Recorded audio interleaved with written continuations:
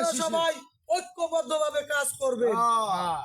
ধানের শীষ এবং আমরা আরো বলতে চাই, অনেক বুজুর্গি মাওলানারা বেহেশতের টিকিট দিতেছে, কিন্তু আমরা এই মাওলানা সাহেবের কাছে প্রশ্ন, যদি হাদিস কোরআনে কোথাও থাকে যে দাড়িপাল্লা বা পাংখায় বা বাতাসে ভোট দিলে বেহেশতে যাওয়া যাইবে, তাহলে আমরাও সেই দলের অন্তর্ভুক্ত হইতে চাই। আর অযথা মা বোনেরা যেন মিথ্যা বিবৃতি না দিয়ে যার ভোট সে দেবে, যাকে খুশি তাকে দেবে, এটা আমাদের দাবি। আর আমাদের নেতা আবুল হোসেন খান মার্কা ধানের শীষ, তারেক রহমানের মার্কা ধানের শীষ, মা খালেদা জিয়ার মার্কাও ধানের শীষ।